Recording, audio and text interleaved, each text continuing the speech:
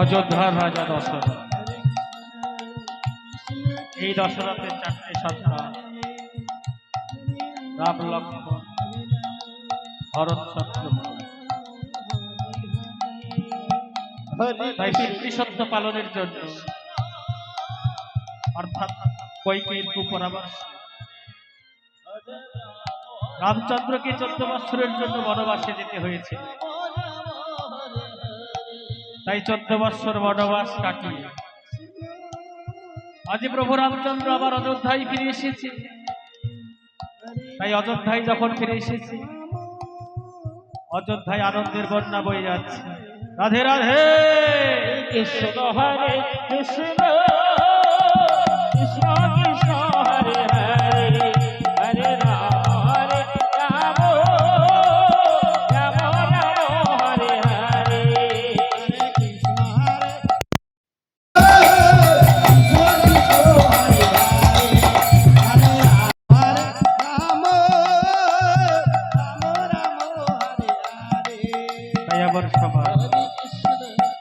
সমস্ত ভাই বার ডেকে ডেকে আজ রামচন্দ্রকে ডেকে ডেকে বলি, ওগো দাদা, তুমি তো 14 বৎসর বনবাসে, তাই 14 বৎসর পর তুমি যখন বনবাস থেকে ফিরে এসেছো, আমরা কি করবো জানো দাদা?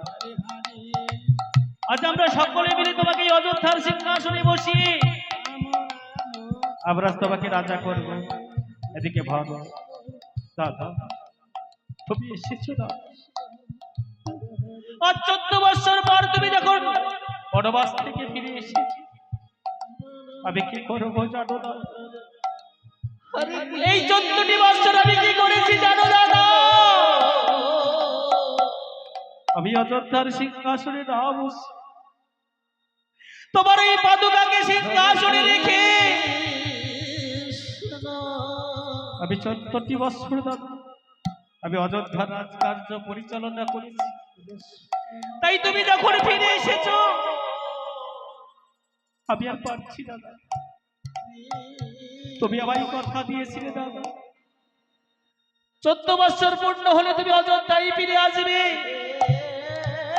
আর আমি সেদিনই তোমাকে অযোধ্যার সিংহাসনে বসছি। ওরে ভাই ভরত,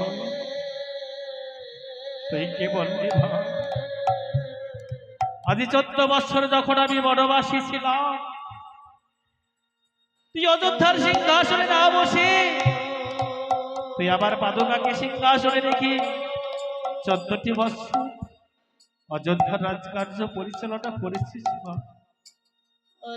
ওরে ভাই, আমি তোকে কেমন করে ভুলবো রে ভাই?